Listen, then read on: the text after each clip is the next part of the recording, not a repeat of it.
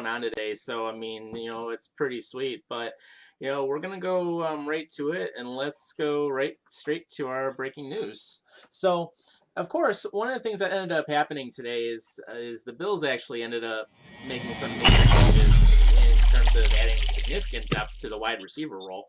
The first big thing is that Kenny Stills, former Houston wide receiver, free agent, he is a Buffalo Bill. Yippee-ki-yay.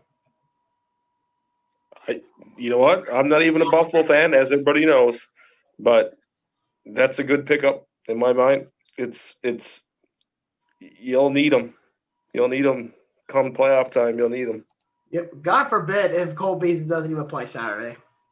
That's what I mean. That's where he'll fall into place perfectly.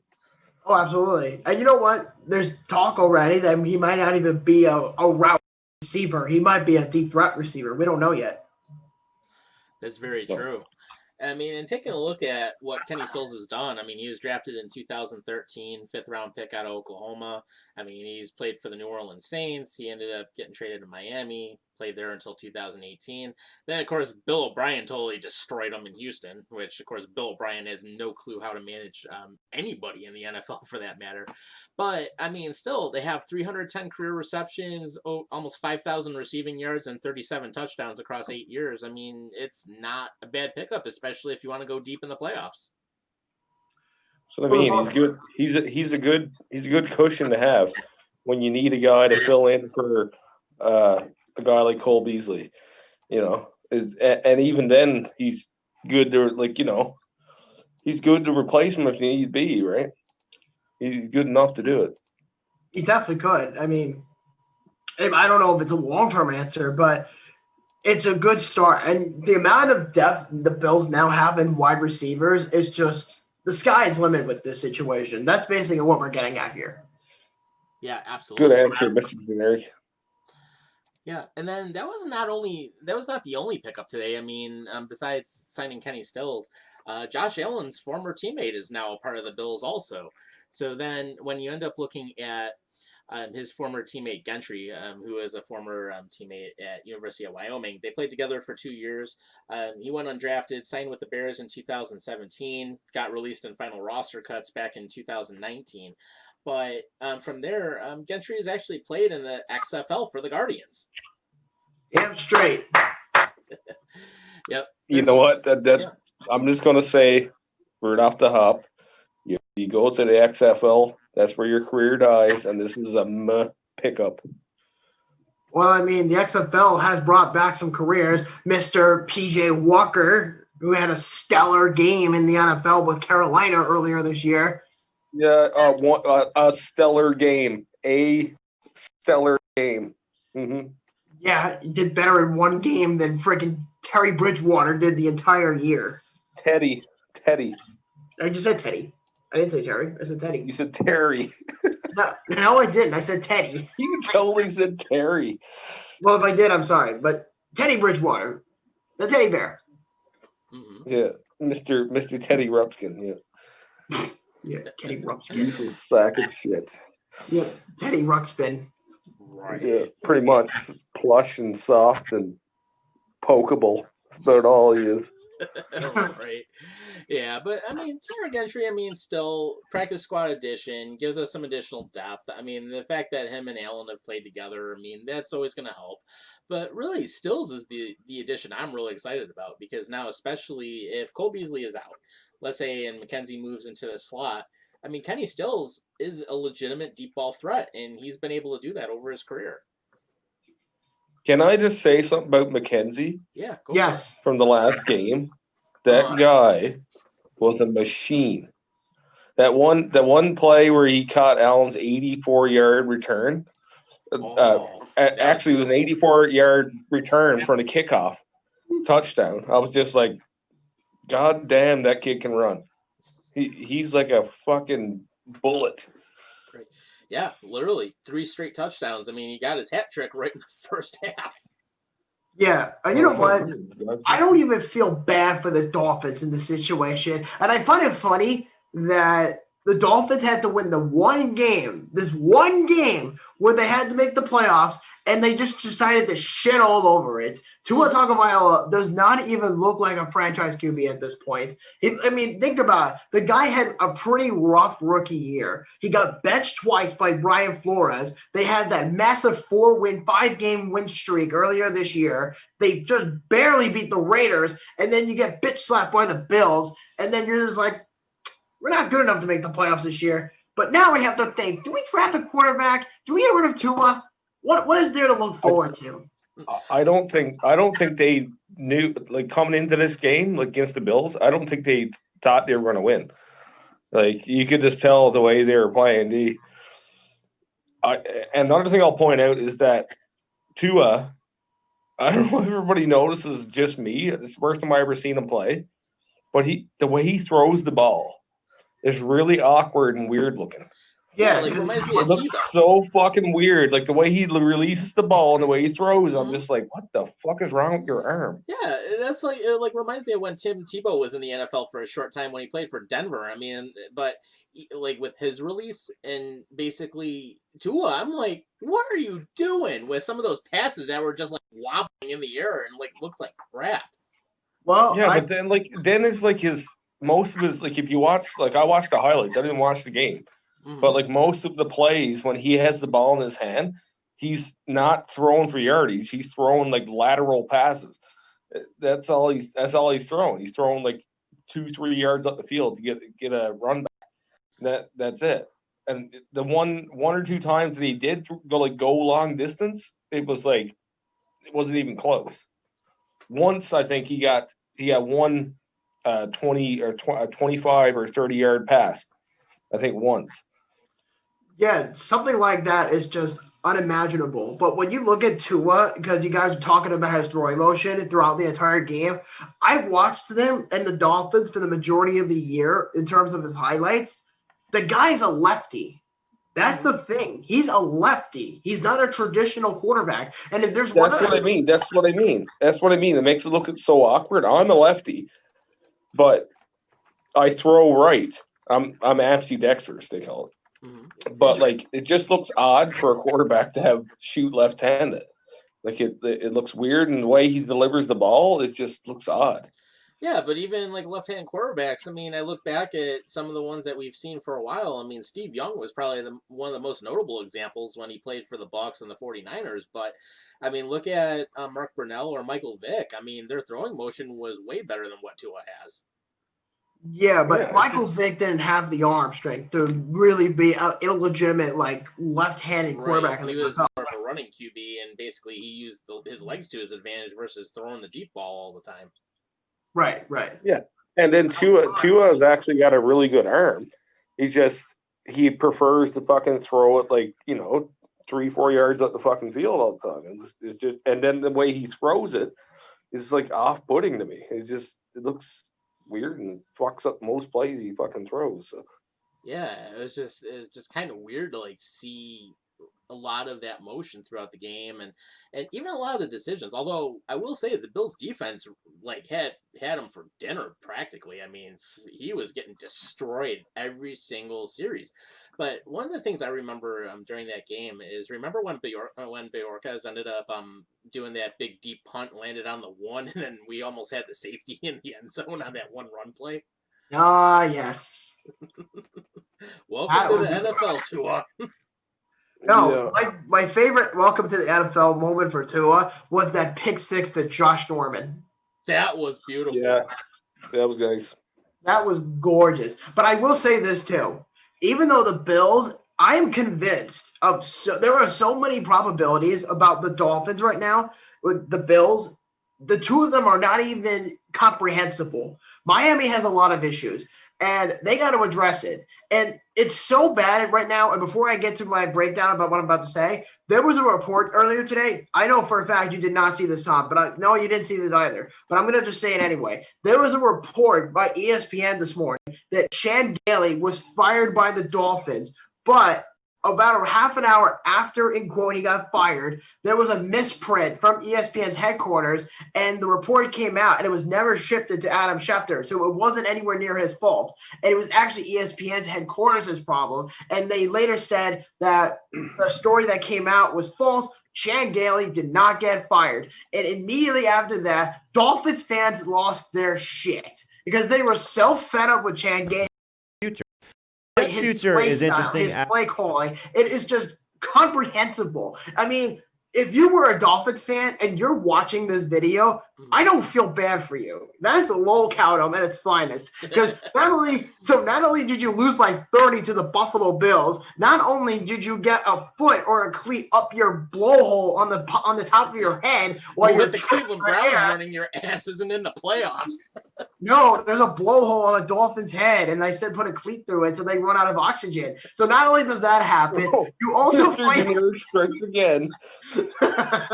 and not only that, you also find out you did not fire Chan Gailey. So that's that for the Dolphins. But as far as the Dolphins are concerned too, without Brian Fitzpatrick, the Dolphins are utter fucking garbage. Right. And if they think that Tua is the man right now, he's not. I mean, his performance against top-tier defenses, he's got way too much to learn right now. And it's not the college game. The NFL is a whole different animal. Well, yeah, obviously. You could see the whole game though. You could I seen from the highlights, on just literally 11 minutes of highlights, that you could see that he was just intimidated as fuck. He didn't know where to go. He was fucking running the ball, he was trying to run the ball, and then he'd throw it to nobody, or he'd try to do his patting at 3-4 yards up the field for nothing, for what, a 2-yard gain the whole game. Right. Get them anywhere. Yeah, totally insane. And I mean, and just overall, I mean, I have to say, the Bills have had some really good games this season. That was probably one of the best games they've had on all three phases all year.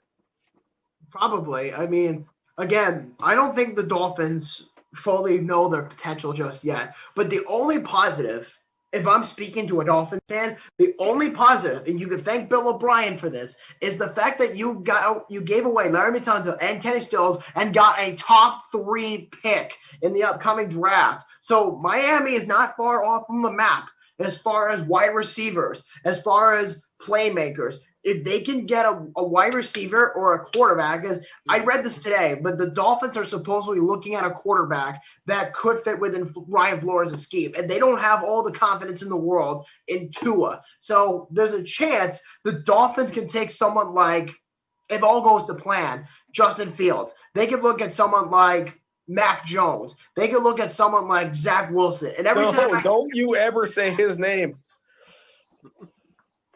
Stay away from my Zachy boy. Well, you better pray he's there at number 8 by the time he gets there. You know what? I'm praying every night, and I'm saying my prayers, and I'm fucking crossing my. Oh yeah, I don't want a Fields. I don't want that other bum you just said. Right. I think Zach Wilson is the answer to Carolina. We'll find out. But I think a lot of Jets fans are confident because apparently there's a lot of news about Joe Douglas right now with the Jets and how confident they are in drafting and trading. And it's almost making me think, if you have the number 2 pick, you might as well just take Justin Fields if you're that confident. But it also depends on who the Jets hire as the coach. Yeah. Plus, you have this whole big rumor going around saying that there's a lot of people saying that Zach Wilson is better than Justin Fields. And now there's a big debate that I seen on Twitter earlier, or a couple days ago, about how this one guy is I don't know how you can say that Zach Wilson's even at Justin Fields' caliber, and he's just losing his mind thinking that Zach Wilson is not even close to Justin Fields. And I'm just man, I literally said to the guy, I hashtagged the guy and I said hashtag stats, but look at the stats. Look at the stats of Wilson compared to fucking Fields, man. It's a no-brainer to me. The guy might be not as, he doesn't have the arm that Fields has, but he has better qualities and he has better stats. So in my mind, I'd pick Zach Wilson every day. Absolutely. I would take Fields any day. I've even heard Mac Jones' name come up lately in mock drafts, but again, the Panthers they still need a general manager, and there's been a few names that have been thrown out there. Jerry Reese, Nick Cassero, A few other people were brought up, but Casero and Reese will probably be the two bigger ones out there. I've even heard that they might talk to the director of player personnel for the 49ers. I forget his name. I sent it to you earlier. And they're also talking to Jeff Ireland, who's the assistant general manager for the New Orleans Saints. But the last thing you want to worry about with Jeff Ireland is this is the guy, okay? If you ever watch the show Hard Knocks on HBO, when the Dolphins were on the show, Jeff Ireland on the show in one of the episodes traded a Pro Bowl corner and Vontae Davis for 2 draft picks that didn't even work out for him. It went to Indianapolis and had a pro career. Yeah, it was one of the stupidest things he could have ever done. And actually, now that you were talking about that too, of course, we're going to go to the Hot Box segment. And one of the biggest things I can tell you, Black Monday, guys. Today is the day that many coaches got the boot. And of course, the obvious one was Adam Gase, who was fired less than 5 hours after that game, which, of course, he did absolutely nothing whatsoever. And he couldn't even tank right. That was bound to happen anyway. Yeah, it's like, good luck, Gase. You're not NFL coaching material. But then we have Anthony Lynn, who got fired. That's no surprise. I mean, Justin Herbert and the Chargers, they did finish at 7-9, so they were in it, but it was just they were too far gone. But I kind of feel like they should have gave him another chance, though. Yeah, I kind of feel like he should have had another shot. Mm-hmm. Right. And then, of course, we know earlier in the season, Bill O'Brien got fired. That was obvious. Dan Quinn got fired. Matt Patricia got fired, which, thank God, the Detroit Lions finally did something. But, of course, their ownership will never rebuild that I have team. no faith in the Lions. I'm sorry. I have no faith in the Lions. Yeah, me. You had a guy coach your team. His last name is Patricia. Yeah, you need to fire that guy right away. Yeah. But then here are some of the other ones. My personal favorite, Doug Marrone, St. Doug, who decided to take the buyout. Which led us to Sean McDermott. Thank you for taking that buyout, going to Jacksonville. Yeah, you're welcome. You're welcome. We're better off. So, of course, Doug Marrone got fired today, and then if he thinks that Nate Hackett or anyone's going to give him any love with the Packers, that ain't happening anytime soon because, of course, Marrone fired his own offensive coordinator. But some of the other notable firings today, Matt Nagy of the Chicago Bears got the boot. Doug Peterson got fired by Philadelphia. Wait. Matt Nagy got fired? Yeah. What? Yeah, Matt Nagy got the boot. Wait a minute. Wow, the Bears made the playoffs. Yeah, it's showing right now, like the names to watch. It's basically showing, of course, with Doug Marrone, but Matt Nagy is on there and Doug Peterson's on there. So wait. You're telling me that Matt Nagy, the guy who just made the playoffs, got fired and didn't even play in the first round yet? Here, I'll send you guys the link. Fuck. Way to go, Bears. If this is real, I swear to God, I am not surprised by this. So, this is like a Bears thing to do. Yeah, in fact, here you go. I just sent you guys the nice little link in the chat, but it's showing the tracker of the coaches fired on Black Monday, and with what it's showing on here is that Doug Peterson and Matt Nagy are on the list. Is it bound to be fired, or were they officially fired? Because I haven't heard anything from the Chicago Bears. Yeah, it's just showing, like, when I take a look at it, for the names to watch, basically it shows fired Adam Gase, Anthony Lynn, Doug Marrone. Right under Doug Marrone, Matt Nagy is listed, and then Doug Peterson's listed. Yeah, now I don't see anything about Matt Nagy. I think if the Saints blow them out, then I can see them firing him. But to say that he got fired before even playing a fucking playoff game is just asinine. Right. I mean, it's like, and I'm looking at it, I'm like, wait a minute. I mean, for him to be fired? Yeah. Rudy, I'm looking at the same thing here. I'm looking at the same thing. This is Matt Nagy, Chicago Bears. Yeah. I'm like, wait a minute. You're in an NFC divisional game. I'm going to look this up. You just got in the playoffs. Why would you fire your fucking... Oh, my God. Right. I'm going to look this up. Peterson, I can understand that because they ended up losing last night, but...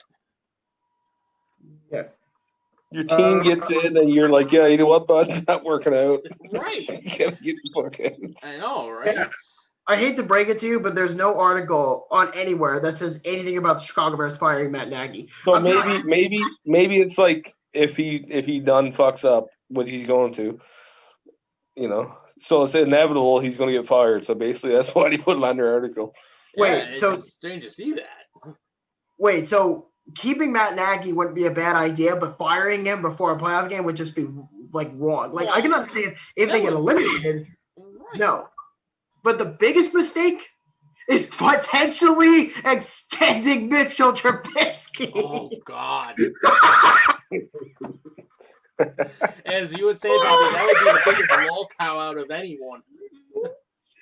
Oh my God! What's this extension supposed to be? Jesus Christ! Why would the Bears even think about this? What's this extension supposed to be? Actually, it's supposed to be a 5th-year option because when you're in what they do in the NFL is when you're drafted within the 3-4 year span of your career, because this is year number 4 for Trubisky. Mm-hmm. So what would happen is after the playoffs, the Bears will talk to him and they're going to say that if you want to stay, we'll give you a 5th-year option, which they have to give him a minimum amount of money. And what this does is, and this is for every player in the NFL, is that if you get a 5th-year option, it gives the team a little more money to give to that current player to his current contract. And then when they come up with the money, they'll extend him to a contract. And then some players will get a 5th-year option. And if they don't pan out, they'll do a franchise tag. And if they don't do that, then so on and so forth. So it's all technicality. But it depends on how Mitchell Trubisky does in the playoffs. If he performs well, he will get a 5th-year extension or, a 5th-year option and then get extended later in the following year. Or they can determine that if they don't perform to his expectations in the playoffs, because remember, they're playing the Saints. So if the Saints blow out Mitchell Trubisky, he can get the boot and the Bears can draft another quarterback.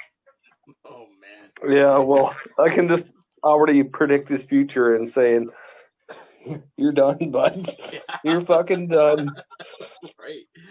And then there was some interesting news on coaches being retained today also. So Denver Broncos, and actually, Bobby, you mentioned this before we went on the air here, but Vic Fangio is going to be staying with Denver, but John Elway is no longer going to be the GM.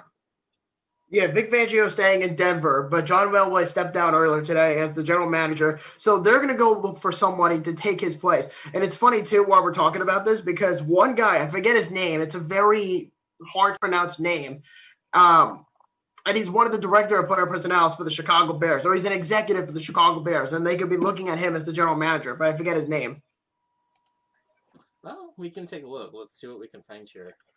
Yeah, I saw it earlier today on Twitter from Ian Rappaport. If I could find his name, that would be awesome. But I just find that very interesting because the Chicago Bears, whenever it comes to decisions like this, or the Denver Broncos for that matter, they don't have a fucking clue what they're doing. And that scares a lot of people, especially if you're saying, okay, I'm willing to throw myself into the wolves to take this general manager position or this head coaching position. Because a lot of times they always go based off of success from the Andy Reid tree or the Bill Belichick tree. There's always some sort of mix as to what happens to these people. And usually 9 times out of 10, they don't pan out. And the Chicago Bears, because as long as the McCaskies are still the owners, they will never get this right. Right. Hey, Bobby, you can't say these people. What are you talking about? Oh, God. Fucking A. Yeah, here we go. I was going to say, we're still no holds barred, last I heard.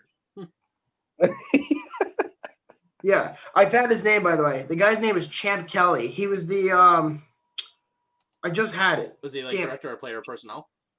Yeah, he's the director of player personnel for the Chicago Bears. Or it might have been the 49ers. It was one of the 2 teams. But the Didn't you say the Panthers are looking into this guy for the GM? What did I say to you earlier today? About the GM. I send you everything from Ian Rappaport to Adam Schefter, but I'll send it to you anyway. I said to you earlier today was the Panthers have put in a request to interview Chiefs Assistant Director of Player Personnel Ryan Poles, and they've also have an interview permission to talk to 49ers Vice President and Player Personnel Adam Peters, and they've also talked about Saints Assistant General Manager Jeff Ireland. That's what they also talked about. And the other one, too, I sent you was they're also talking to former Giants GM Jerry Reese for the position. Yeah, and it was the Pats guy, too. Yeah, Nick Cassero. He's the director of player personnel for the Patriots. That's the guy. That's the guy I want. That's the guy who you want? Well, good luck because you're going to have competition. You have the Houston Texans on your tail. Well, I bet, but That's the guy I prefer to have. Yeah, I can certainly say by this point that Nick Cassero would not want the Houston Texans job because the Texans have harassed him for the last like couple of months a few years ago when the Texans needed a new general manager and they were so interested in following the Patriot way that they wanted Nick Cassero and Nick Cassero said no. And then when they requested it again, the Patriots denied him. So they wanted to give out draft picks, got denied. So that's how Bill O'Brien became the general manager because the Texans don't have a clue what they're doing. Yeah, exactly. And even better is, I mean, watch, they'll probably still screw it up. But another interesting story today too was Coach Zach Taylor for Cincinnati Bengals. He's actually getting another year. He's worthless. Not even worth my time. Yeah, exactly. I mean, the sad thing is, Marvin Lewis was a better coach than what Taylor's brought to the table. And even with Lewis, I mean, having some crap seasons, he still managed to get them to the playoffs most of the time. Yeah, for the most part, I can see why that would be the case. But the Bengals are just not good, and Mike Brown is too goddamn cheap to go out and get a real coach. So they went with the Rams and got Sean McVay, McVay's little partner in Zach Taylor. They're trying to emulate what the Rams did with McVay. So it's not working. Give him one more year, and I'm almost certain the Bengals are going to be interested in him in terms of firing him. So that's probably what I think. Right. But yeah. So the World Juniors. So the World Juniors is a little bit interesting. So, because I know Adam wanted to talk about it for a little while. As of right now, I have the Canada game against Russia, and of course, Canada is destroying them with 10-18 to go in the third. That's not surprising. And then, what's his face? The Finns in the U.S. Finns in the U.S. Thank you. That's who it was. I think they play at 9:30, if I remember correctly. But Askarov, I always forget his first name.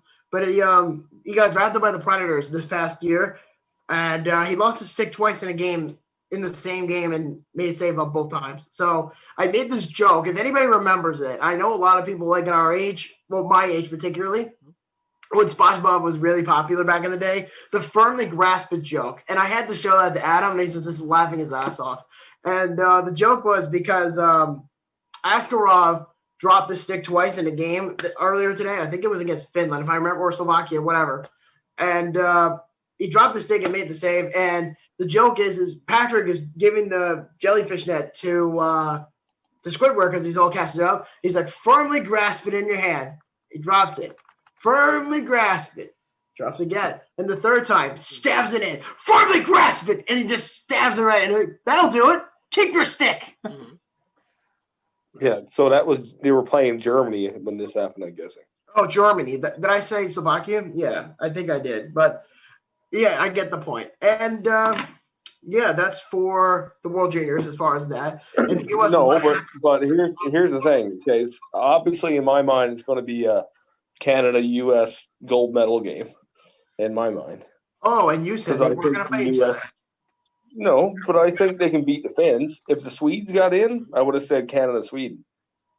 Well, that didn't mean that. It's for the Finns to beat the U.S., I really can't see it happening, but, weird things happen. So, but when it comes down to gold medal game, your lackluster goalie that you have, he better fucking pull his socks up. We'll see what happens. But, yeah. I was going to say before we jump into the next topic, too, because actually one thing I was going to talk a little bit about was the blue and gold scrimmage today for the first time this season. But, Bobby, who's sponsoring you tonight? Because I've got that Pure Leaf again. Oh, you got that, too? I got Tim Hortons tonight. Nice. I drank that twice. Well, actually, no, I had that this morning. So, I had that, and then I had my coffee at 7-Eleven right across from my work, which apparently between 3 and 7, it only costs like 86 cents any size with the 7 Rewards app. Hey, there you go. Yeah, I'm sponsored by and a cannabis company called In the Couch. Nice. I was going to say, what kind of THC you got tonight? It's called In the Couch, so like it's a distillate, so it's a dabbing. You use a dab rig. I don't know if everybody knows what a dab rig is, but it's a distillate, and it's called In the Couch, and once you smoke it, it puts you in the couch and you can't get up, basically. There we go. I've been on the couch for 4 hours. Nice. So a little bit about the Buffalo Sabres, of course. They ended up having their first scrimmage earlier today, and one of the things that stood out, Dylan Cousins is looking good. Rasmus Dowling bulked up big time in the offseason, so he actually ended up putting on 14 pounds of muscle. So, there you go. He's going to be the best now at defenseman in the league 6'3", for the next 3-4 207. years. Yeah, I've got a feeling. Come on, Bobby. Come on. Yeah, Jesus. I can't wait for Darlene to play, man. I'm so excited about this season in general. I know it's in January, but just the fact that we're getting hockey back in less than a week and a half, I am just beyond excited. It's like we'll finally have that sport back again, our bread and butter. Yeah, and you know what, too? You forgot to mention something. Freaking Carter Hutton, the blind man, scored a goal today in a scrimmage. Oh, God. Yeah, you forgot to mention that, did you? Right. Well, here's the other thing. For anyone following Casey Middlestat, he's actually smaller than he was last season. He actually lost weight. Why Instead the of bulking fuck up. did he do that? Yeah, he's down at least hold 3 pounds now. He's gonna go to the whole Martin St. Louis route and just fucking be like 5 foot fuck all and just slip in between everyone. Right. I mean, it's like, Casey Middlestat, you got to bulk up to be able to handle the NHL. Do what Darlene did. Put on almost 15 pounds of muscle. There's the difference between... Darlene's a fucking defenseman, though. He has to bulk up. Yeah, but Middlestat's still got to bulk up, too, if he's going to be even more effective on the wing or the center. It's just he's gonna get beat up. That's the problem. He's gonna get beat up. Yeah, and then actually, one of the people I know that's been on the show before, when we've had Dwayne on here, I mean, he actually has been following a lot of the progression of Dylan Cousins, and Cousins has actually been looking very good so far. So I mean, he might be able to actually take that jump. Who, Dwayne? Mm-hmm. Oh, well, good he's for been him. mentioning about Cousins, Dylan Cousins. Well, let's hope. Cousins going to be a beast. He won't be like an all-star player, but he'll contribute where he needs to, and he'll be a good player. Yeah, for the most part. Yeah, for sure. There we go. Mr. Generic strikes again. Tricks? What tricks? I don't have any tricks. Mr. Generic. What did I say now? You look at your phone and you go, for the most part, yeah. For the most part. Oh, well, yeah, because I'm trying to find something for you to laugh at. And that was his there was a video. Generic as fuck. Well, I was gonna say because Wayne Simmons said something really stupid, and I just kind of had to laugh at it because of how pathetic it sounds. And what did he say? That I'm gonna tell you, Wayne Simmons came out today, and there was a video of this too. And he's walking down the aisle into the ice at Scotiabank Arena, and in quote, "This is the best place in the NHL," and he's talking about the Toronto Maple Leafs, the best in the NHL. Attaboy. He's probably just saying that out of faith. Yeah, he really misses the Flyers. Right. I was gonna say, did Matthews recover from the coronavirus or what? What about COVID? Yeah, I was gonna say, Austin Matthews recover from it? Yeah, that was like 6 months ago. Yeah, he's good. He's good. All right. Although still, Toronto's got their cap hell they got to worry about, but. Well, you know what? I was going to say I'll see you in the playoffs, but I won't. Yeah, that ain't gonna happen. Right. I was going to say I can't see you in the playoffs, but you guys aren't going to make it. But well, we don't know what's gonna happen yet, but yeah, I know what's going to happen. You're not going to make the playoffs. Well, at the same time, what are you gonna say if the Bills? Why did I say the Bills? What are you gonna say if the Sabres make the playoffs? You know what? I'm not counting them out. I'm counting them in like the wild card spot, fighting for a wild card spot. Well, I'm not surprised because I did say they were going to go for the last wild card spot in the playoffs. They're probably going to be in the same route with Washington and Pittsburgh and Philadelphia and the Islanders. We all get it. Boston's going to make it regardless. But, you know, it's any given year. Everyone could suck in the playoffs this year. You know, like Buffalo can make the playoffs. The Islanders could miss it because the longer Matt Barzal holds off, the better odds the Islanders are much weaker without him. They're nothing without him. And that's coming from a fan of the team. But Matt Barzal is holding off on a contract. And he wants to be paid big boy budget, which he deserves. And Lou Lamoriello, of all people, won't give it to him. Yeah, well, what does that say, though? At the Lou fact Lamoriello that doesn't this want to was pay you. What does that say? Or It means he's willing to trade him if it comes down to it. No, it means that you're not worth the money you're fucking asked for. And one GM that you can fucking rely on is Lou Almirola. Well, Lou Lamoriello is a freaking genius, and I'm not going to hold that against him. But, like, the fact – look, see, Lou Lamoriello is so senile at this point. Like, I can't even compromise with him being the general manager for at least another year or two. But one thing I'm excited for as far as the Islanders are concerned is Ilya Sorokin is finally in North America. He's here at home in Long Island, and he's practicing with the team at Eisenhower Park. Yeah, and I he actually should make a by pretty good there. difference for you guys. Dude, I'm so no, he's gonna be good. He's gonna Oh be my good. God.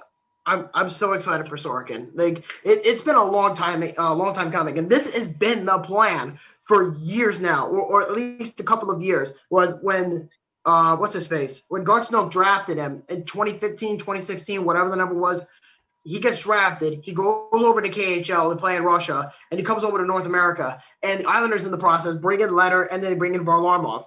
Well, not together, of course, but Leonard's gone by this point. Varlamov comes in, and now the question is, what do you do? And then Grice gets put off in free agency to Detroit, and then Sorokin comes in. So it's pretty much Sorokin and Varlamov. So the question is, who's going to be the starter going into the season next week? Is it Varlamov or is it Sorokin? Are you going to get? No, dude, it's going to be Varlamov. I can guarantee you that. But at least if he's actually up in the NHL now, that's all that matters. That's all it should matter, because if Baramalo fucking sucks, which he will, then you have him to go to. So we'll see what happens from here on in. So I guess from the perspective of Sorokin, I guess as excited as I am, I don't want them to rush him because goalies take a while to develop in the NHL. So, I mean, when Fleury was drafted first overall, he jumped in right away. And then when like Spencer Knight, who got drafted by the Panthers last year, he's probably going to be spending some time with Team USA in Springfield, or whoever the Florida Panthers affiliation is. He's going to spend time there for the next 3-4 years. And then by his fifth year, he'll come up and play in the NHL, because the Florida Panthers are not keeping Sergei Bobrovsky forever. So you might as well just do what you can with him now while you can. Yeah, absolutely. Get the most value you can out of him too. Yeah, and I got a good question for you. Go ahead. So if you were the Maple Leafs GM right now, and you had to pick starting lineups for goalies under Freddie Anderson, who would you pick? Aaron Dell or fucking Jack Campbell? To back him up. I would go Campbell because Campbell has experience. I'd go the same. How about you? What do you think, Tom? Yeah, I agree. Go with the experience. Yeah. No, I'd pick Campbell every day of the week, but there's a big debate going on in Leafs territory now, is that there's like a face-off between Dell and fucking Campbell over who's going to be the backup and stuff, and I really don't see there's a competition when it comes to who should be the backup, but there really should be no competition. But then again, the Leafs are trying to get younger. So if you want to go the route, take Jack Campbell. Mm-hmm. Yeah, absolutely. But at the same time, if you look at into the next season, Freddie Anderson becomes a free agent. And then his whole contract's up in the air because he's 31 years old. He's not getting any younger. He's a good goalie. But, like, I've seen so many, like, mock situations of him going to like different teams, and 9 out of 10 times he left Toronto and his career went to shit. So like I don't know what's the best for the Leafs. I don't think there's going to be a goalie market next year. So I think there will be a goalie market, but it's just going to be very limited. I'm not saying there's no what I mean. I can't depend on the Leafs fucking backing Campbell to be the fucking starter for Toronto. I really can't. Well, then why are they putting so much faith in him to be a potential starter? I don't know. The Leafs look, I hate the Leafs, but sometimes I have to think, what are some of the things that they do that makes no sense whatsoever? Because if you're saying that if the Leafs have a deep goalie prospect pool that should be ready to go within 4 or 5 years, the best you could do is bring in the guy you traded for. You don't want to just trade him away to Toronto and then having to get rid of him to bring in someone else that doesn't really know what he's up against in the NHL level. It's a scary thing. I mean, it is a scary process when you think about it. And believe me, I've seen this before. I've seen this movie. And that's happened with the Sabres. When they traded Ryan Miller, when they traded Jonas Edroth, when they traded for Robin Leonard, he's gone in 3 years. They don't have a pool after that. So that's why they got Carter Hutton. And then once Carter Hutton's a free agent at the end of next year, then Ukko-Pekka Luukkonen is going to come up and play for the Sabres, whether in this year in the AHL or he's going to go play for the Sudbury Wolves. We don't really know yet. But as far as his development, UPL should be on the Sabres by next year in 21-22. Yeah, I'm definitely thinking he's done enough to be able to take that leap. And, I mean, everything I've seen with him over the rookie development camps, looking at the scrimmages, everything that he's done, I mean, I think he has such a high ceiling that, I mean, he's going to be a great goaltender for a lot of years with this team. He's just got to keep developing the right way, and I think the approach he's been doing and everything he's been playing has been great. So I'm really looking forward to it. And actually, guys, we have a little bit of breaking news out of One Bills Drive here. So basically, tight end Tyler Croft is active for Saturday's game. Brilliant. So he will be playing. Thank God. Because you know what? I don't know who that is, but Godspeed. Well, let me put it to you this way. Tyler Croft was the tight end that scored the game-winning touchdown against the Steelers that got the Bills into the playoffs last year. Last year. Not this year. Not this year. Last year. On Sunday Night Football against the Steelers, he scored the game-winning touchdown and put the Bills over the Steelers in Pittsburgh.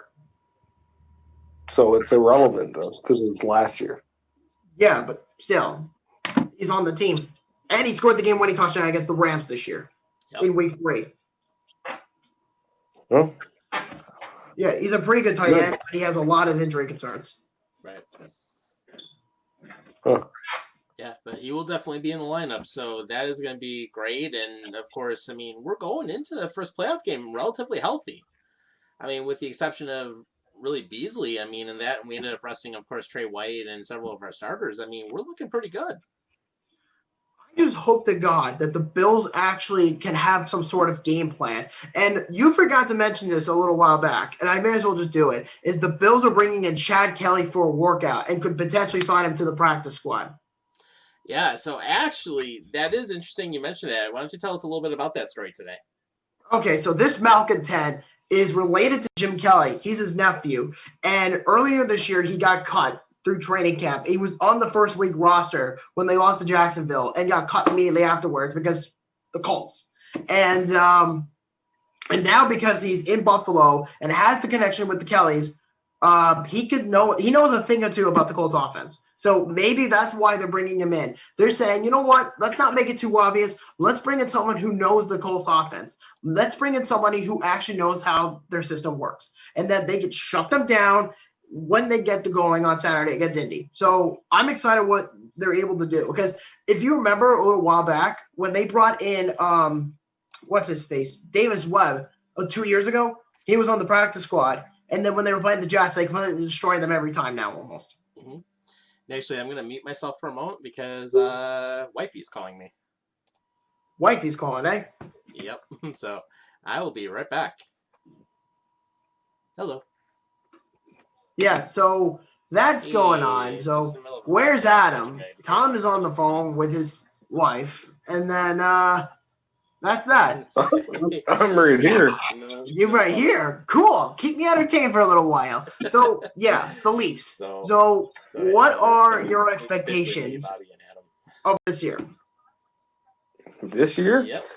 My expectations is that we So, I don't know, unless you want me to at least get past the second round. Live with all of us on YouTube. Isn't that every year almost? Well, yeah, but this year at least it'll be relevant because we don't have to deal with Boston for one or Tampa Bay. Yeah, true, but you might still get the same treatment from the other Canadian teams. No, can't see it happening. We'll see. Look at any of the polls online about the odds to win the division. Toronto is like literally the top on every fucking list. Yep. Oh, we actually have some breaking news. from Ian Rappaport. Panthers offensive coordinator Joe Brady, a minded up-and-coming offensive minded. Keep in mind, he was the offensive coordinator for LSU with Joe Burrow just a year ago before he went to the Bengals. Is receiving requests from the Falcons, the Texans, and the Chargers to interview for a vacant head coaching job. Interesting. So that's really where that came out of. Oh, well. See you later. Well, he is the one calling Teddy Bridgewater's plays on offense. And if the Panthers let him go, that's the dumbest thing they could ever do. And that's coming from a guy who's only been the coordinator for 1 year. And if you're the coordinator for 1 year and you're already in interest spots for the NFL for a head coaching job, it's kind of a disaster. But you're better off having him stay on the team for at least 2 more years or maybe up to next year and then get a job. That's what I can't. I can't see the Panthers letting him go. I can't. I can't either, but because Matt Rule likes him too much. That's the thing. But it all comes down to what the ownership wants to do. It also comes down to Dave Tepper. It all comes down to Matt Rule if they allow him to interview for the job. And if he accepts it, then he's going to be the head coaching job with any of those 3 teams: Houston, Atlanta, and the Chargers. So there's a pretty. I don't like our coach in general, but it's a never-ending song when it comes to Carolina. Fucking coach shit. So. Well, I mean, we'll see what happens with Matt Rule down the road. Because if he underperforms, there's a chance he could get fired. Because you have to keep in mind, the new GM, whoever the Panthers hire, in less than a week, depending on how long it takes, because they're also talking to Joe Schumann, who's the assistant general manager for the Bills. So they could look at him and they say, we want you as our GM. But the thing is, if you hire a GM or if you hire an executive or a coach during the playoffs, you have to wait until either they win the Super Bowl or they're eliminated. And that's just how this business works. So it's kind of like when I'm trying to remember his name. Buddy Ryan, that was it. He was the defensive coordinator for the Bears, excuse me, when they won the Super Bowl in 1985. And then right after they won the Super Bowl, he flew right off and he took the Eagles head coaching job. And the same thing happened with Brian Flores. The Patriots won the Super Bowl 2 years ago against the Rams. Okay. And Brian Flores got the job with the Miami Dolphins, and he bolted right after the Patriots won the Super Bowl. Actually, I'm looking at my one thing. So these things do tend to happen. So actually, the good news, for Carolina, they're going to have to really mesh in if whether or not the new GM wants to keep Joe Brady or let him go and get a new coordinator. Because if you do that and you draft the QB, you need to get the guy who could relate to the QB if they intend to take one in the first round. Or you're going to have to really find someone who could fit in with everybody else's scheme, like Anderson, with Moore, and with everybody else, with the running backs and the offensive line. Everybody has to collaborate. You want to find a guy who is conservative, and you want to find a guy who can relate to the modern game. That's going to be a big thing. And to let the guy go who coached Joe Burrow, that's going to be crucial. I want to tell you a funny fact? Sure. After the Panthers beat Rivera that game. Yeah, I remember this. Rivera made a fucking comment on Twitter saying that we weren't 100% or something like that. And Cam Newton tweeted and said, yeah, I guess I was the problem, eh? Fucking Cam. And Cam Newton might not even be back with the New England Patriots. Tweet. Yeah, but it was just funny because the way he just did it as an inside dig, right? So he just said like, yeah, you guys got rid of me because I was the problem, right? Basically. It was good. So with that said, I was just telling Adam a little bit a while ago that Joe Brady, the Panthers offensive coordinator, is being looked at to be interviewed by the Falcons, the Texans, and the Chargers. It wouldn't be a bad choice, but I was going to say the Texans are a big dumpster fire right now, and I wouldn't trust anybody that goes there, especially with their GM and everybody else that's been screwing up the organization for a while. But then again, at the same time, at least Bill O'Brien's gone, so I mean that helps for something.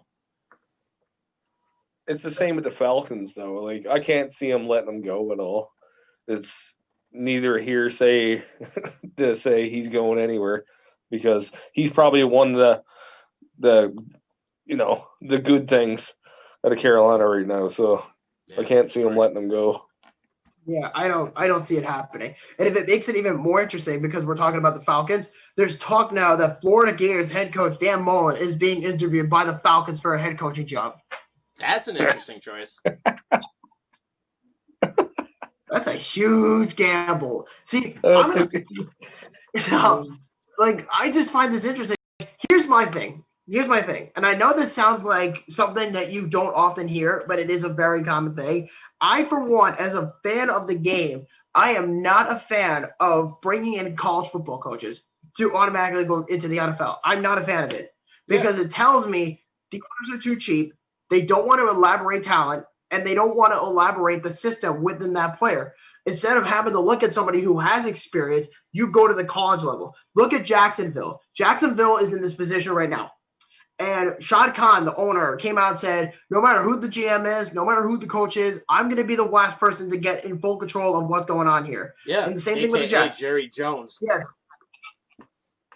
Yeah. But unless you're going unless you're leaving a college team as a coach with the players that you coach for fucking 5 years to the same team, what's the point?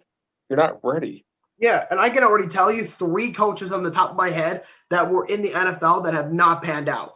Doug Marrone, he was a head coach in Syracuse, took the head coaching job for the Bills many, many years ago. He didn't pan out. One of the best college football coaches right now in Louisville, or he may have got fired, I think he did, was Bobby Petrino. Bobby Petrino, one of the biggest pieces of shit in college football, great college football coach.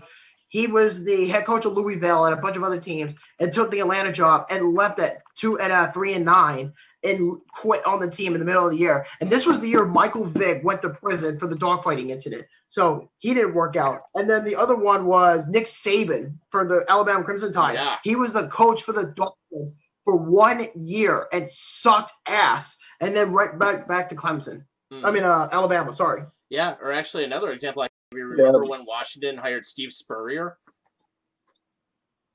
Oh, God, yeah, Steve Spurrier. Yeah, and they got absolutely nowhere, and they got rid of him pretty quick. Yeah. If anything, you bring him up as an assistant coach or something, offensive coordinator, something minor, not the head coach. Yeah, and it's interesting because this is why I'm against the ownership idea from Jacksonville's perspective. Because let's think about this for a minute. If you're looking to get a coach, and if you're looking to get a general manager, and if you're looking to get the first overall pick, you have the best attracted team right now in the NFL with Trevor Lawrence. You have that in your grasp. And then you have to get a head coach and you have to get a general manager. Everything folds in January. The majority of these hires happen in this month, within a week or two, depending on the process and whatever. But the point I'm trying to make is if you bring in a coach like Urban Meyer, who's one of the most notorious college football coaches in the country, you're taking a huge gamble because Urban Meyer plays in a collegiate level. He's not an NFL coach. He could be a great NFL coach, but it's very rare that a college football coach could go in and coach in the NFL and just say, oh, I'm taking you to the promised land, because it never happens. Right. Almost 9 times out of 10. So for Jacksonville, they have to be very careful who they hire, especially with a generational talent like Trevor Lawrence. Mm-hmm. This is very true. And even looking back to the days when Spurrier was with the Redskins in 2002, 2003, what happened with his case is that he got off to a fast start. He went 4-1 in preseason, ended up then totally crashing and burning, and they finished 5-11. And the other problem that Spurrier had, he brought in a lot of his talent from Florida, and basically it was just a total cluster in terms of what ended up happening. Then his second season was even worse, and basically what happened is that Spurrier actually resigned in December 2003, and he actually chose to walk away from $15 million, basically stating that he wasn't good enough. He actually said, quote, I apologize to Redskins fans. That's when they actually called them the Redskins. I apologize to Redskins fans that we did not reach a level of success that we had all hoped. It is a long grind, and I feel that after 20 years as a head coach, there are other things I need to do. He basically admitted he wasn't cut out for it. Yeah, like I said, college football coaches in the NFL level, I could see college football coaches being good coordinators, but not good head coaches. You want to know how bad this is? Okay? If you think this is bad, listen to this. Adam Gase is being considered by Alabama to be their new offensive coordinator. That's a pretty big drop. Yeah, really. Although the biggest drop, remember with the Steelers when Todd Haley got fired as the offensive coordinator, and now he's coaching high school football as a coordinator. He's not even a coach; he's a coordinator. He's not even a good coach in regards. I remember he was coaching the Chiefs years ago, and it was just like, holy fuck, man.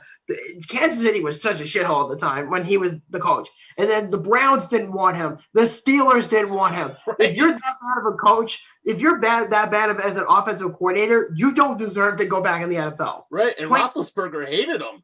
He totally screwed up that offense for a few years. Oh, Todd Haley was a cancer. I'm sorry. Yeah, and exactly. I don't think Baker Mayfield liked him either. Right. I mean, and then look at the career of Herman Edwards. Remember when he was coaching the Jets and then Kansas City? Oh God, Herm Edwards. And it's interesting. He's, I think, the head coach of Arizona State with Marvin Lewis, and Marvin Lewis is being interviewed by the Jets to be their head coach. It actually would not be a bad upgrade. I mean, I don't like Marvin Lewis. I mean, he's a good coach. I don't either, but compared over Todd Bowles and then Adam Gase, I mean, Marvin Lewis would be an upgrade. I would rather have Todd Bowles as my coach than Marvin Lewis, and that's just being honest. Hey, Luffy, any points on this you want to talk about? Well, I just wanted to say that Bobby has like little sausage fingers, and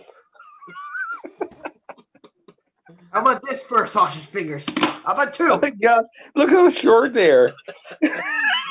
Stubs. They're like a prisoner of war to get the half their fingers cut off. Yeah, could you imagine? Oh my God.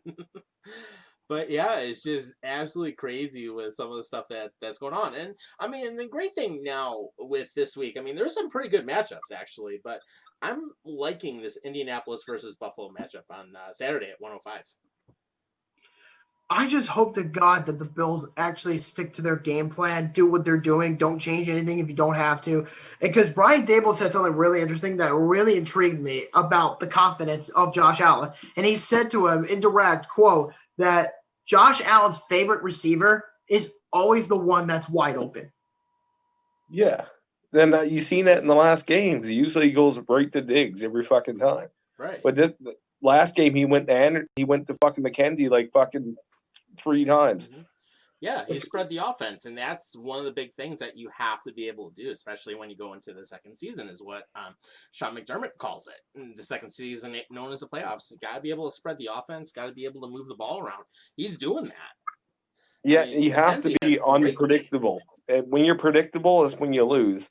So when you're unpredictable, as Josh Allen likes to pass to many fucking people, he's unpredictable. Yeah. So, like, I can't see if Buffalo sticks to their game the way it is and the way they play, which is like bar none one of the best in the league, I can't see them, fucking this up at all, because all you got to do is play their fucking game, play what they played the whole season. Yeah. Fucking tighten up on their run game a little bit, but for fuck's sakes, man, the team is stellar in my mind. Yeah, they're peaking at the right time. They can go places. Yeah. And you know what, too? What's really nice about all this is the possibilities at number 2 seed. Really think about it. So if you beat Indianapolis, which I'm 95% sure they can, I don't want to say, oh, they're immediately going to win and then they'll lose. I don't want that. Frank Reich's a good coach. There's no question on that.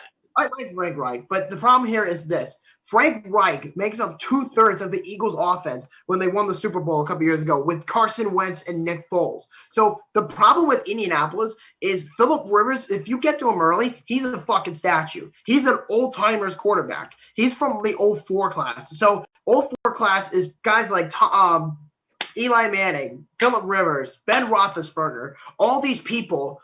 And Big Ben's a mobile QB, but just particularly Rivers and Manning alone, those 2 guys don't run the ball. They're statues. They literally stay to their script, and they live in the pocket. They live in the fucking pocket.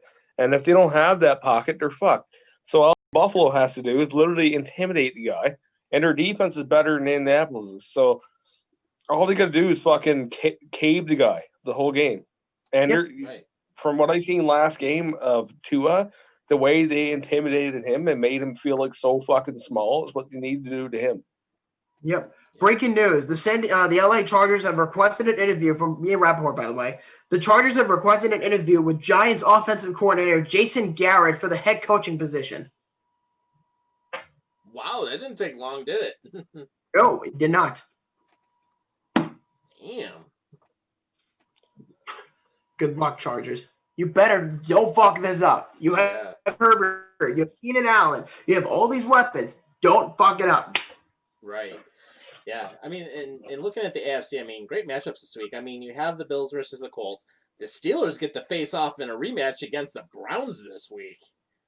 Steelers are going to win. I would love for the Browns to beat their asses. It'd be so fucking funny. Oh my God. Could you imagine if the Browns actually beat the Steelers? And this is not even without the backups. This is with the starters. Could you imagine if Cleveland beats Pittsburgh? And I think, is the game in Cleveland or is it in Pittsburgh? In Pittsburgh. I want to say it's in Pittsburgh.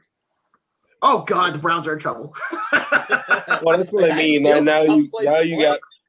Now you got Big Ben coming back. I can't see him winning it, but there's always that Cinderella story that you hope for. To see Pittsburgh fucking crash and burn because they're a mediocre fucking trash team.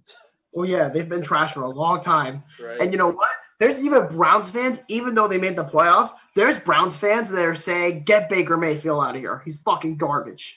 Wow. Well, it doesn't help that your team sucks, so I wouldn't blame it all on fucking Baker Mayfield.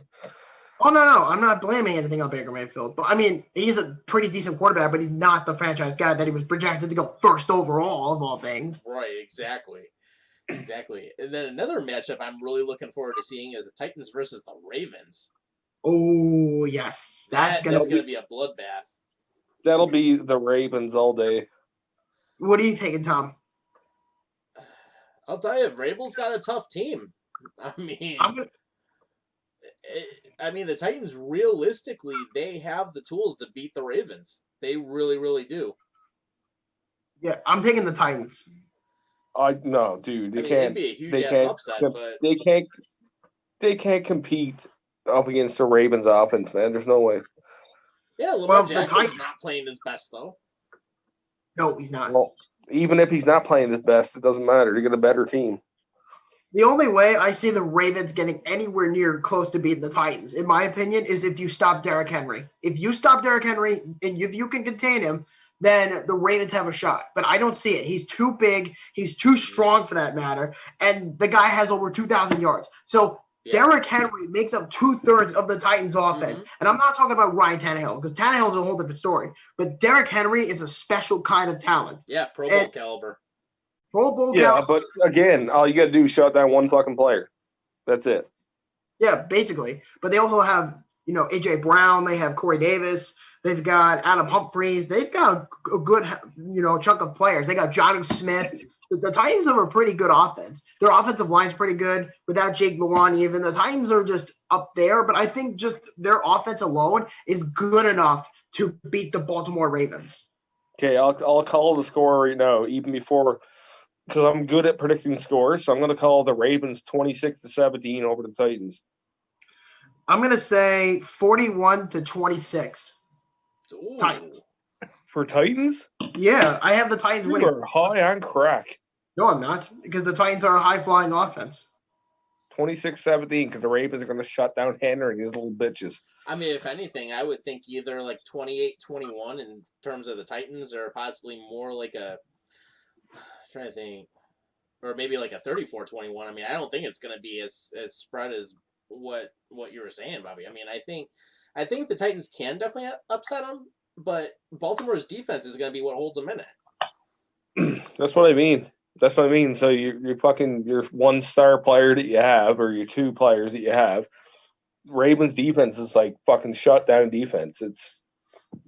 It's bad when it comes to like wide receivers. Well, especially when they can blitz. I mean, they can have a field day with that. Well, that's what I mean. So I think it'll be a close game. That's why I'm saying 26-17. I think it'll be close. Well, the Ravens better hope it's much closer than last time, because the last time they played in the playoffs, just last January, if you remember, Tom, in the divisional round, the Titans went to Baltimore and fucking destroyed them. That's true. They did. But I do think that it's going to be still a closer matchup, though, at least this time around. So, regardless of what happens for that game, the winner of that Titans-Ravens game has to play the Chiefs. Oh, good luck to them. Well, they're both fucked either way, but the Ravens will win, and the Ravens will get ass fucked. Yeah, so for me, I'm going to say, just from my discussion, I'm going to say Titans play the Chiefs and the Steelers play the Bills in the second round. That's what I think is going to happen. Well, I mean, we've beaten the Steelers already this season. I mean, and still, Steelers have been coming back, and of course, they are still a decent team.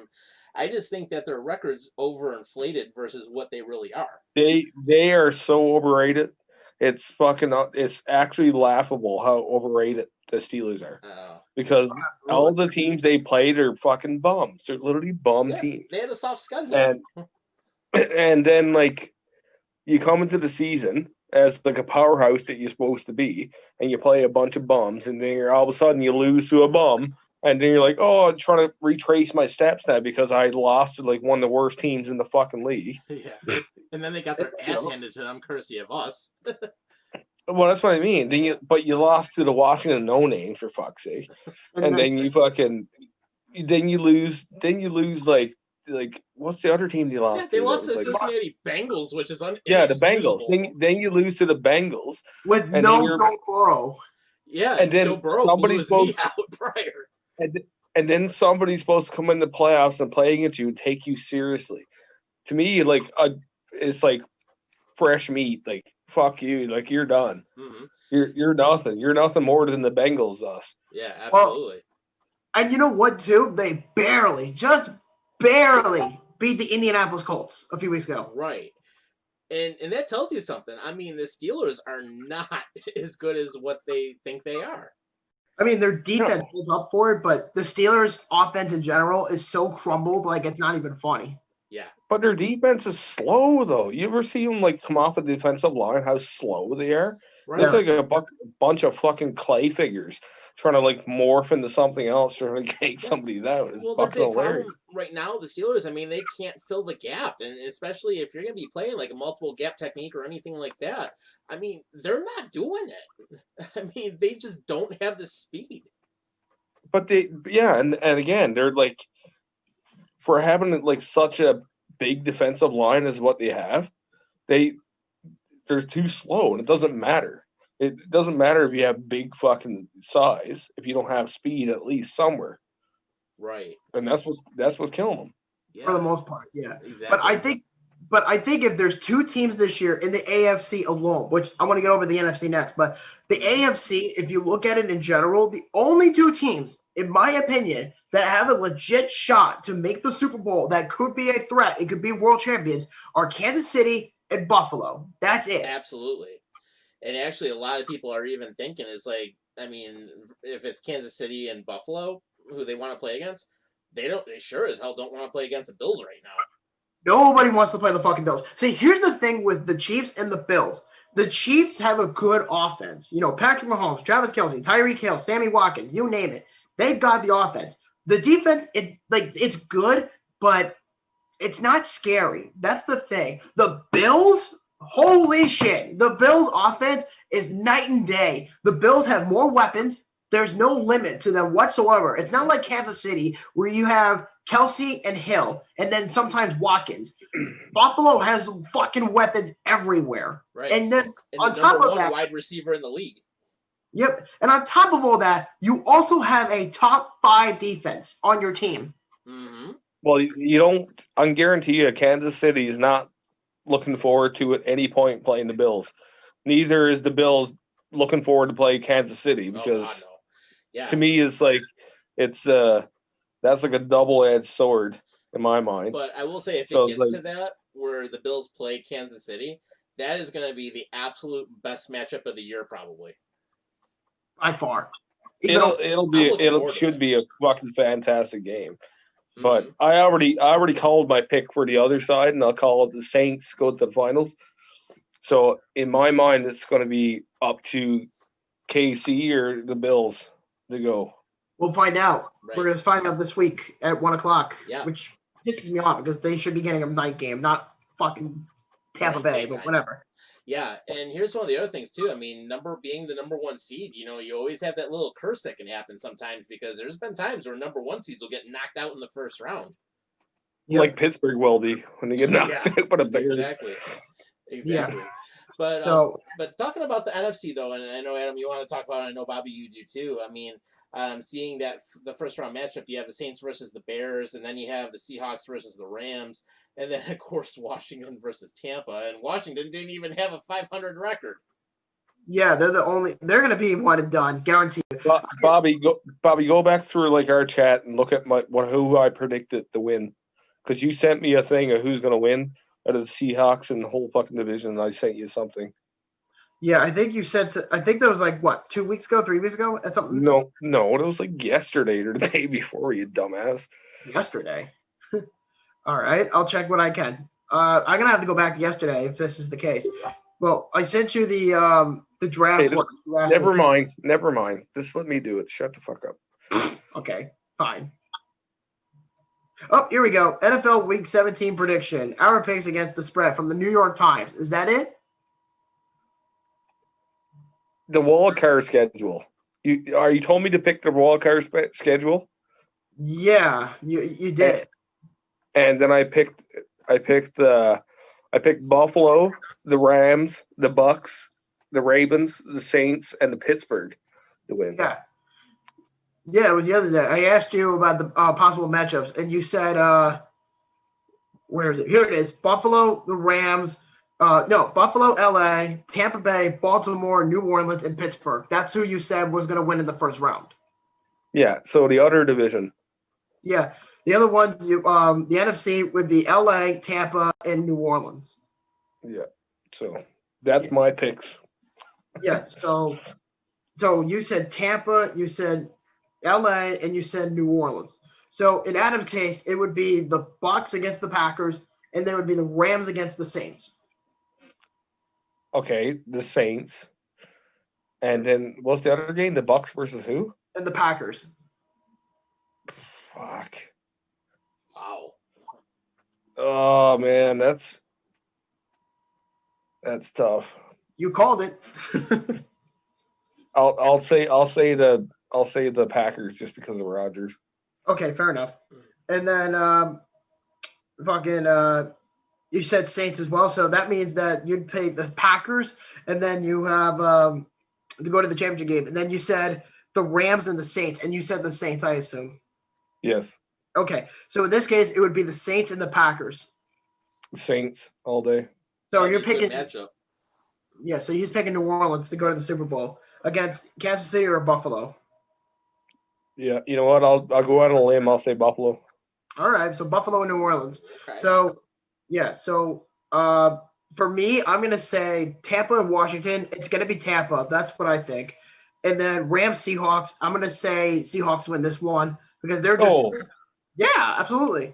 And then of course Saints play against the Bears. Saints are gonna probably win. Okay. Yeah. So I'm thinking Saints versus the Bears is definitely going to be the Saints. They're just stacked.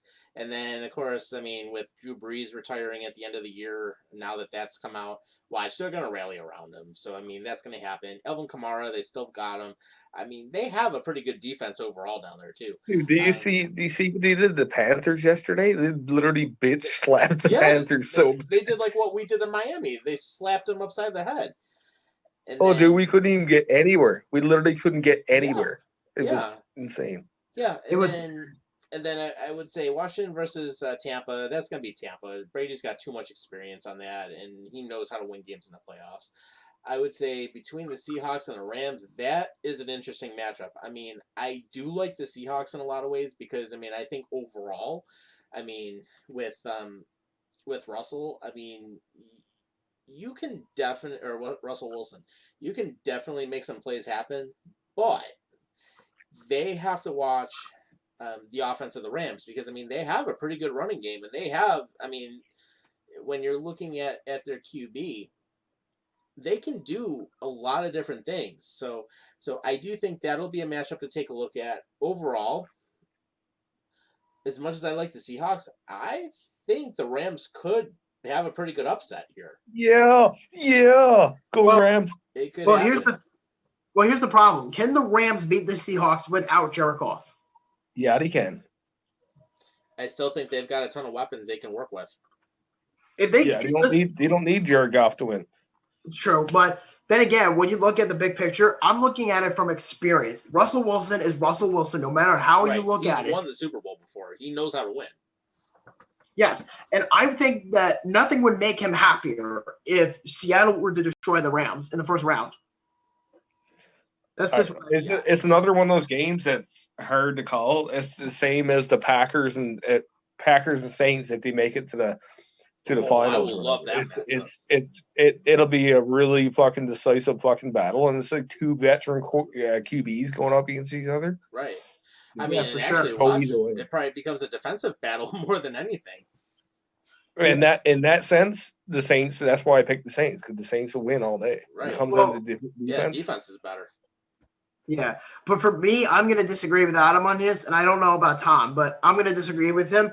But as far as my Super Bowl pick, obviously I would pick the Bills or the Chiefs, but I'm going to pick the Bills. Now, I'm not just saying this because I'm a Bills fan, but I'm picking it just because I'm going by the majority odds to win the Super Bowl. But as far as the NFC goes, obviously I'm going to have the Packers there, and then I'm going to have them play Seattle. And then for the winner of that game, I'm picking the Packers. So for me, the Super Bowl, in my prediction, is Buffalo against Green Bay, and Buffalo would win it all. Ooh, okay. Oh, my God.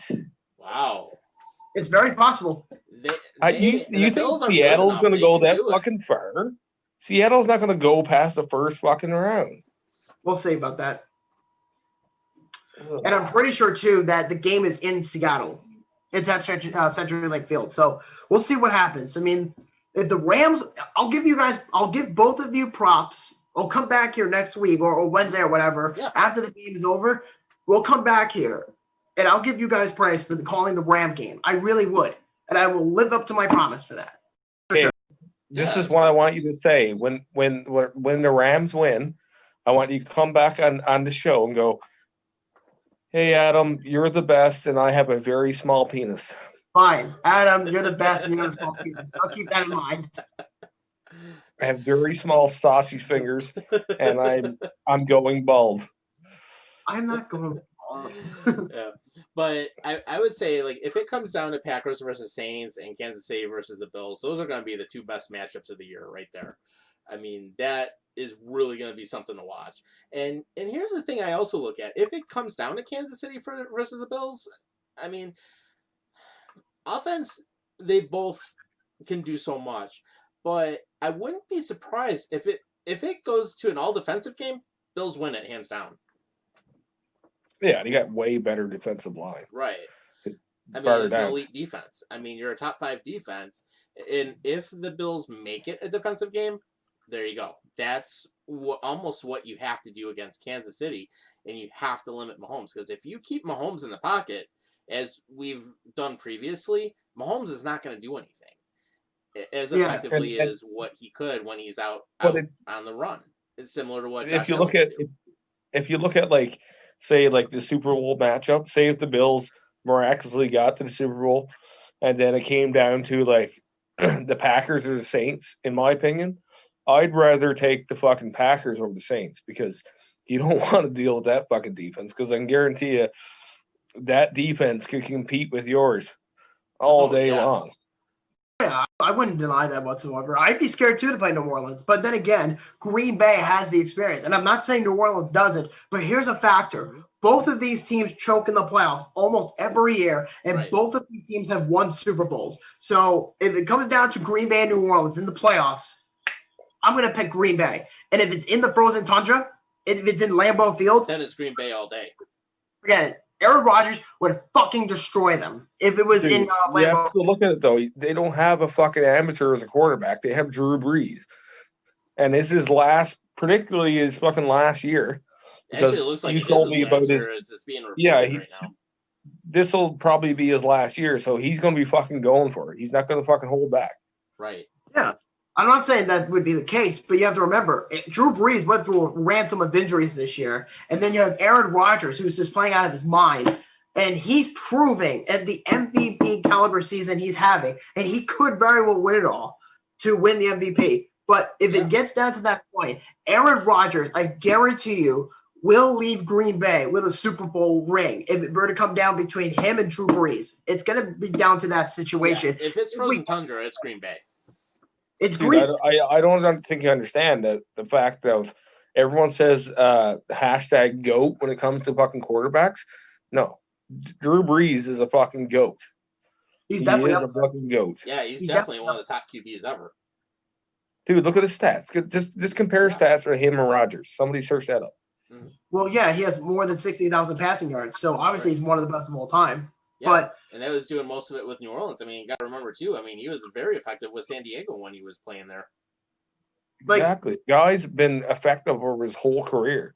He's not just been, effective on one team. Right. And he's had a long career. Aaron Rodgers is a Hall of Fame quarterback, same as Drew Brees.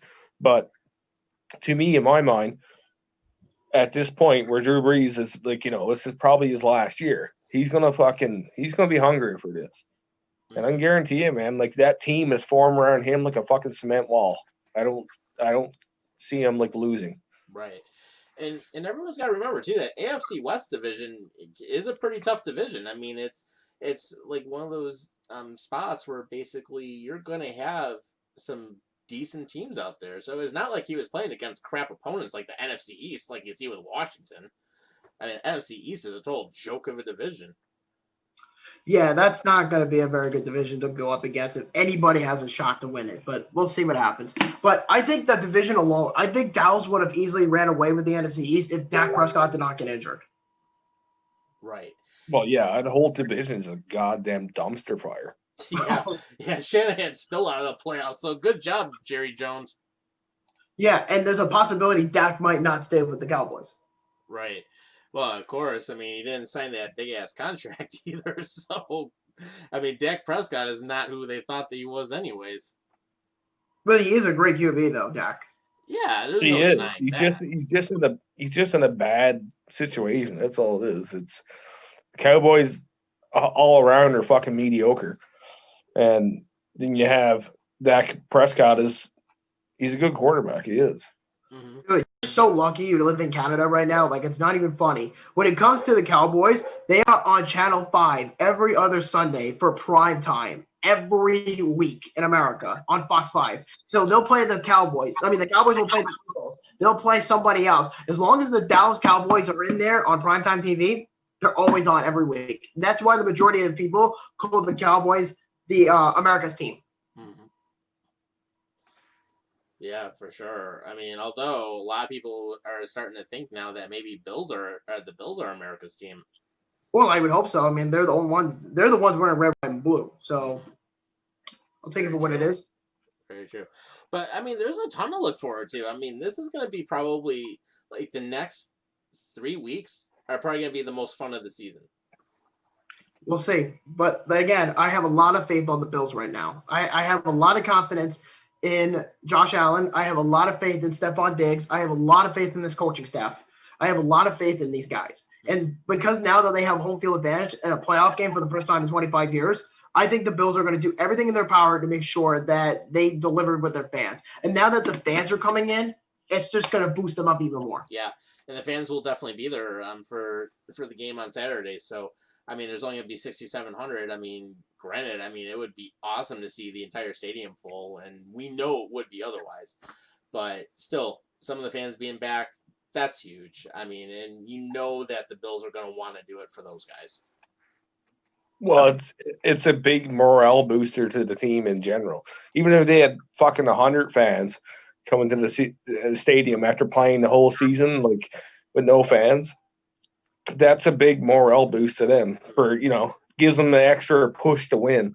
Yeah, and absolutely. Not only that, I'll say this on the record, I'll be cheering for the Bills this postseason because I have faith that the fucking Bills are going to go fucking far, and I think Josh Allen is the second coming of Christ when it comes to quarterbacks. So Oh yeah, and you know what? If the Bills, and a lot of people, and it's not just Bills fans saying this, but the media in general are projecting the Bills to at least for the next 2 years, not in 2 years, the next 10 years. A lot of people are projecting them to win 2 Super Bowls. I seen one that said 3. 3, interesting. Projecting to win 3, yeah. I'm just being honest. I saw 2, so we'll see. Yeah, I mean, fun times are definitely ahead, guys. I mean, that's going to be one of the things we have to look forward to. I mean, the good thing is, I mean, with the team staying consistent, with coaching staff, we know that's going to be pretty consistent going forward. If Dayball stays here, I mean, then that's going to be another, it keeps that consistency going. And that's what this team has not had for so many years.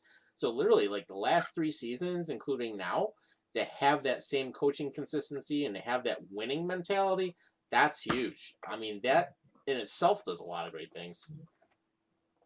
I believe that. I really do. And you know what? And again, like I said, anything is possible with the number 2 seed. So if you're the Buffalo Bills or if you're the New Orleans Saints, you have a golden opportunity to go to the Super Bowl. And there's a lot of possibilities because sometimes being the first overall, as nice as it is, and as much as it's nice to have a bye week, you're better off getting energy off of it. And you go to your next opponent and you're fully energized and you're ready to go. And you could very well go to the Super Bowl. There's so many odds. So if the Bills were to win against Indianapolis, they get to host another playoff game at home against someone like Cleveland or Pittsburgh. Yeah, I mean, literally, it's home field throughout the AFC playoffs. Until up to the AFC Championship game against the Chiefs. Right, then of course, obviously, the Chiefs will get it. But still, to be able to have those games at home before you get to the title, there you go. Basically. That's all I got. Yeah, same here. And then, Luffy, anything else you want to throw in before we sign off? Bobby has really short fingers, and he's Mr. Generic. Yeah, and of course, for everyone joining us today, too, we appreciate it. We're going to be back on Wednesday, of course. We're going to go through more, and we'll talk a lot about what we have with the AFC, NFC matchups coming up, and we'll talk more about the Sabres training camp as well. We just wanted to get on because, there was a lot of big news today here in the NFL, and then, of course, with Kenny Stills coming on board. That's going to be one of the things that'll be interesting to see if he's activated for Saturday, which I hope he is, honestly. It'd be another good deep ball threat. But only time will tell. We'll probably know more in the next day or two. So for that, thanks for joining us. We actually went about an hour and a half. So I thought we were only going for like a little while, but we had a lot of stuff to talk about. So for Adam, Bobby, myself, take care of yourself and each other. We'll see you on the next edition of Buffalo After Dark. Arrivederci.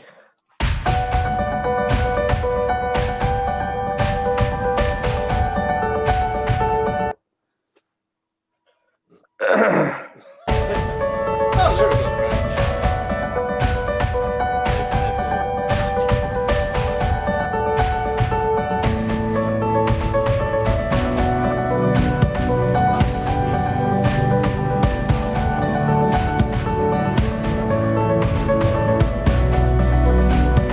Hey, Bobby. You're so quiet. Are you butt hurt?